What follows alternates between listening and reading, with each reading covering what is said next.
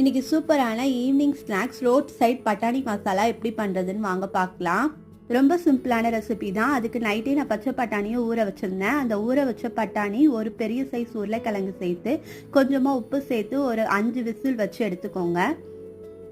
வேக வச்ச உருளைக்கிழங்கை மட்டும் தனியாக எடுத்து வச்சுக்கோங்க. அதே குக்கரில் கொஞ்சமாக எண்ணெய் விட்டு ஒரு பெரிய சைஸ் வெங்காயத்தை சேர்த்து நல்லா பொன்னிறமாக வதக்கிக்கோங்க. மசாலாவுக்கு 1 டேபிள் ஸ்பூன் மஞ்சத்தூள், 2 டேபிள் ஸ்பூன் மல்லித்தூள், 1 table spoon garam masala, 1 table spoon குழம்பு மிளகாய் பொடி சேர்த்துக்கோங்க. குழம்பு மிளகாய் பொடி இல்லைன்னா சாம்பார் பொடி கூட சேர்த்துக்கோங்க. அப்போ தான் ரோட் சைடில் வாங்குற டேஸ்ட் வரும். மசாலாவோட பச்சை வாசனை போனதுக்கப்புறம் ஒரு பெரிய சைஸ் தக்காளியை அரைச்சி சேர்த்துக்கோங்க. தக்காளி பச்சை வாசனை போனதுக்கப்புறம் மசிச்சு வச்ச உருளைக்கிழங்கு வேக வச்ச பட்டாணியும் சேர்த்து நல்லா கலந்து விட்டு கடைசியாக கொஞ்சம் கொத்தமல்லி சேர்த்து அடுப்பு ஆஃப் பண்ணிவிட்டு இது கூட துருவின கேரட், கட் பண்ணி வச்சுருக்க வெங்காயம் சேர்த்து சாப்பிட்டா சூப்பரான ரோட் சைட் பட்டாணி மசாலா ரெடி.